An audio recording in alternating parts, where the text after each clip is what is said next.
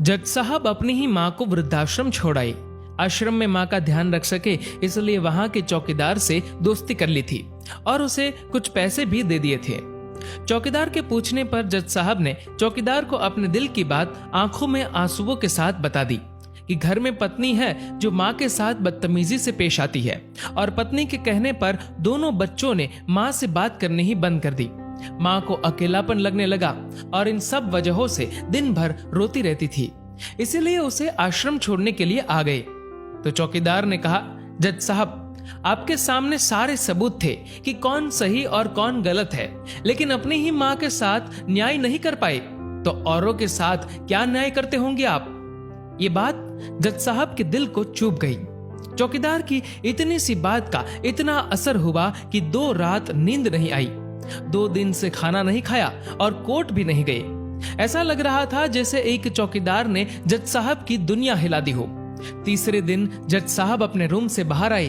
पत्नी और बच्चे खाना लेकर इसी इंतजार में खड़े थे कि जज साहब कब खाना खाएंगे। अभी जज साहब ने एक कागज पत्नी को और 2 अलग अलग कागज अपने बच्चों के हाथ में थमा दिए। कागज की एक लाइन पढ़ी तो पत्नी के हाथों में से थाली गिर गई। उस पर लिखा था कि मैं तुम्हें तलाक दे रहा हूं, और बच्चों से कहा, आज से मेरी सारी प्रॉपर्टी आप दोनों की, मुझे कुछ नहीं चाहिए। बच्चों ने उन्हें जबरदस्ती कुर्सी पर बिठाया। हाथ जोड़कर पैरों में गिरकर इन सब का कारण पूछा तो आंखों में आंसुओं के सैलाब के साथ जज साहब बोले कि मैं मेरी 65 वर्ष की माँ को आश्रम छोड़ के आया हूँ, अनजान लोगों के भरोसे छोड़ के आया हूँ, और आप सब कारण पूछ रहे हैं। हम लोगों को शर्म आनी चाहिए। रोज मेरे कोर्ट से आने के बाद माँ रोती थी कि बेटा प्लीज मुझे वृद्धाश्रम में शिफ्ट कर दो। आप में से किसी ने भी माँ से सीधे मुंह बात नहीं की और ये भी भूल गए कि जिस जज को आज पूरा शहर सलाम करता है, उसी जज को बनाने में उस माँ का कितना बड़ा रोल है। कभी दूसरों के घरों में काम करने जाती तब भी मुझे अकेला ना छोड़ती थी। ऐसी भगवान समान माँ को मैंने आश्रम में छोड़ दिया, और वो भी ऐसे लोगों के भरोसे जिन्हें ये तक नहीं पता कि माँ को क्या बीमारियां है। खुद को कोसते हुए जज साहब कहते हैं, दूसरों पर फैसले सुनाने वाला आज मैं खुद हार गया।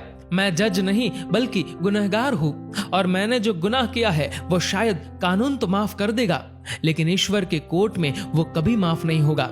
ये कहते हुए जज साहब बोले कि अब मैं अपने पापों का प्रायश्चित करने जा रहा हूँ। मैंने अपना सब कुछ आप लोगों को सौंप दिया है और अब अपनी माँ के साथ आश्रम में रहूंगा और उनकी सेवा करूंगा। पत्नी से जज साहब ने कहा कि याद रखना, आज तुमने उस माँ को आश्रम भिजवाया, तुम भी एक माँ हो, कल तुम्हें भी कोई आश्रम भेजेगी, तब तुम्हें मेरे इन शब्दों का अर्थ सही मायने में समझ आएगा। ये बोलकर जज साहब आश्रम के लिए चल दिए। आधी रात को चौकीदार भी जज साहब को देखकर चौंक गया। आश्रम के अंदर दाखिल हुए तो देखा माँ सो रही थी। करीब जाकर देखा तो पूरे परिवार की तस्वीर से लिपटकर रोते हुए माँ सो गई थी। आश्रम का प्रशासन भी जाग गया, क्योंकि पीछे पीछे पत्नी और बच्चे भी आ गए थे। उन्हें यह एहसास हो गया था कि उन्होंने क्या पाप किया है। तभी आश्रम की एक कर्मचारी बोली, हम इन्हें आपको नहीं सौंप सकते, क्या पता कल आप इन्हें मार दो तो। ये सुनते ही जज साहब की पत्नी को दिल में बहुत दर्द हुआ।